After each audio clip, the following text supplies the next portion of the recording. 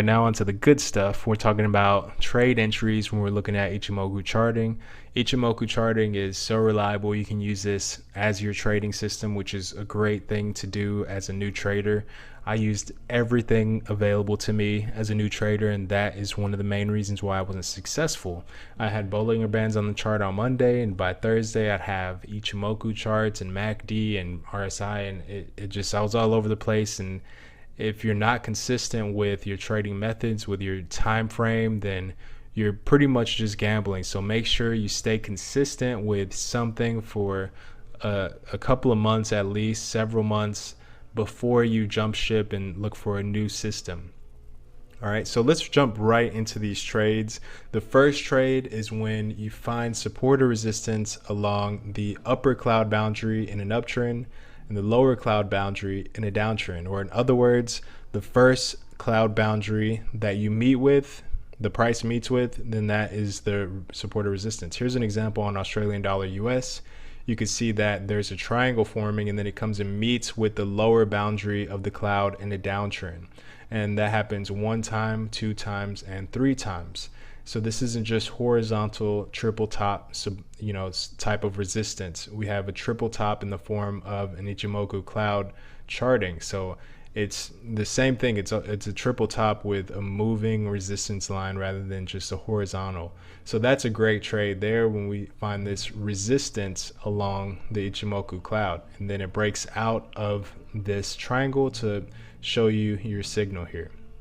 Your stop loss in these cases would be just inside the cloud. So you can use either chart patterns, a previous higher low, which would be here.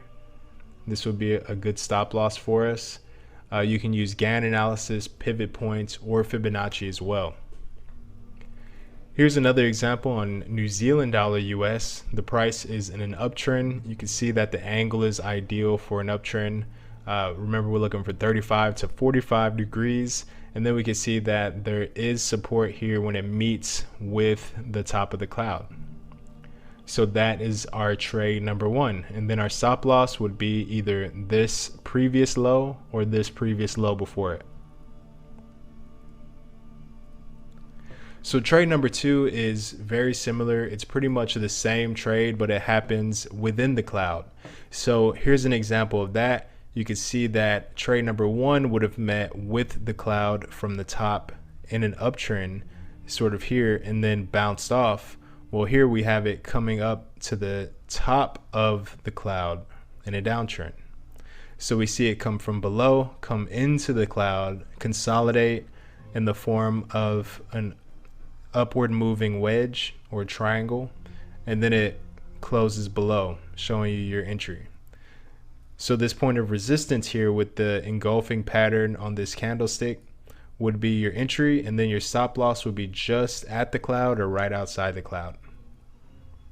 Here's another example on British pound US dollar. You have the price moving inside the cloud, coming and finding support on the opposite end of the cloud while it's inside the cloud. This candle overlapping the previous bear candle. This is our trade entry, and our stop loss would be the cloud right here if it aligns with our risk reward strategies. Now our third trade is the failed breakout trade. Here's an example of our failed breakout trade. It looks like trading within the cloud. It comes outside, breaks outside of the cloud, closes. Our trade entry would be upon the closing inside the cloud on the next candle. So that is a failed breakout trade. On this trade, our stop loss would be the previous higher low. So our stop loss would be set right there. And remember, risk reward has nothing to do with the trade entries. Ichimoku charting and most other systems don't actually outline a risk reward strategy.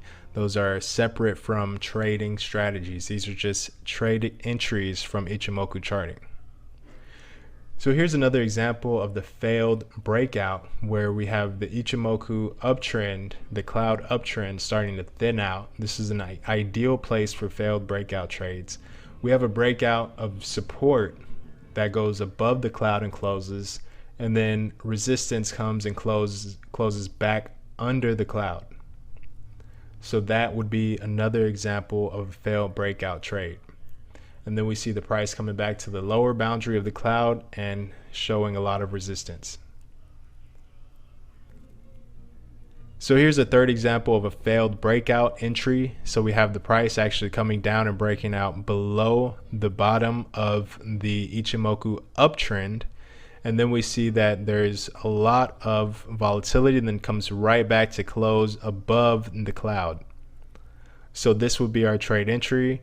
Our stop loss would be either the cloud or the previous higher low. So we can set our stop loss either there or here. So those are our trades. Once again, there are 3 trades when you're talking about Ichimoku trading. You have in an uptrend, the price comes down to the top of the cloud, bounces right off and shows support. In a downtrend, comes to the bottom boundary of the cloud and shows resistance. Trade number 2 is when the price comes to the upper boundary of the cloud in a downtrend and resists off the upper boundary of the cloud. Or in an uptrend, it comes and meets with the lower boundary of the cloud and shows support. And then trade number 3 is our failed breakout trade, where the price actually breaks outside of the cloud and then comes back to close inside the cloud or on the opposite side of the cloud. Those are your 3 Ichimoku cloud trades, and we'll go over how to master these trades and consistently make money in the next few lectures.